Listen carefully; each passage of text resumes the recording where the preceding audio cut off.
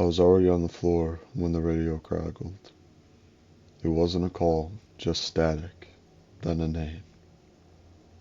The name of the guy whose shift I had taken over. I worked nights at a distribution center on the edge of town. It's not security exactly, just someone has to be there. I walk the building once an hour, check doors, check logs, answer the radio if it goes off. They asked me to cover nights because the last guy quit. No notice, no explanation. The pay was better though, so I took it. The first night was quiet. The building's big, concrete, fluorescent lights. The sound doesn't really carry right in places like that. But I followed the route they gave me. I went to the north wing, loading bays, office corridors. Everything checked out, so I went to the desk and I signed the logbook right under his name. I didn't know his name yet. I just noticed his locker was still full. Second night, someone asked me if I'd seen him. It was a day shift supervisor. He was still around late. He asked it like it didn't matter, so I said no. He nodded and said, "Yeah, that sounds right." Then he left. The badge reader logs every scan. Time, badge ID, door location. The third night, I saw his name. South entrance, 2:17 a.m. I was on the floor at 2:17. I didn't see anyone. I told myself it was a glitch. It's an old system, it's an old building. But the timestamp stayed with me. I asked my supervisor when his badge would be deactivated. He didn't sound confused, just careful. He said, "We'll take care of it." Then he asked how my shift was going, so I said it was fine, and then the call ended. That night, the radio crackled again. Static, then his name. No voice, just the name. After that, I noticed things. The chair at the desk would be pulled out when I came back from rounds. Not much, but just enough. The logbook was always open to the same page. My page. His name above mine. The badge logs kept filling in.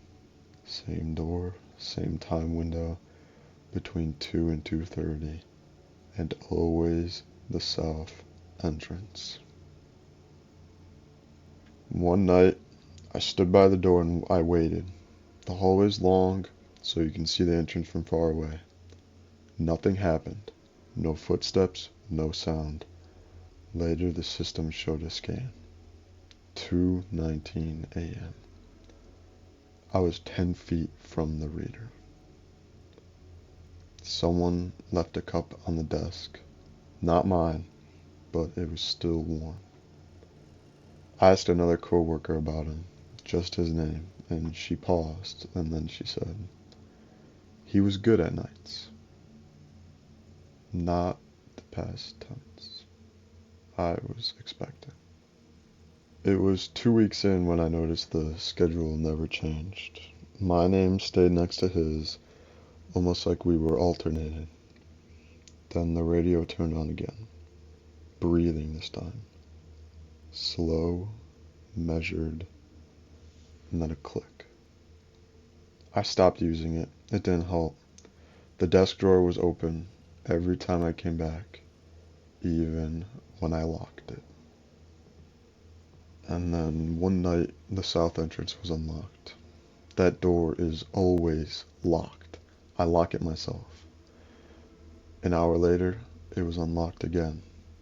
The log showed a scan. 2:23 a.m. His name. I asked for the badge ID. It wasn't active, hadn't been since the day he quit, but the scans kept coming. I stayed at the desk after that. Watched the cameras. and I noticed the south entrance feed was grainy, old. Something stood at the edge of the frame, not entering, not leaving, just there. I rewound it, frame by frame, and there was nothing. One night, the logbook changed. His name wasn't above mine anymore. It was below, signed, dated that night, and I didn't write it. I called my supervisor, told him everything. He listened, then asked if I could finish the shift, just this one. At 2:15, the radio turned on by itself. No static, breathing. Then a voice. Close. He said my name. The south entrance camera went black. Just that camera. Then the badge reader pinged. 2:17 a.m. I didn't go to the door. The chair across from me moved just an inch. Just enough to hear it. Then the logbook flipped open. I watched it happen. The pen rolled, then it stopped, pointing at the page. I left before the shift ended. I didn't clock out. I didn't tell anyone. Then the next day my supervisor called. He asked where I'd gone. I told him I wasn't coming back, and he said he understood. They said they've already found someone to cover the nights. I asked who, and he said the name. The same one. I still get scheduled emails sometimes. My name isn't on them anymore, but his still is. The radio sits in my car. I never returned it. I don't know why. It hadn't turned on in weeks. Last night, it did. Just for a second. It was static, then a name. Not his, but mine.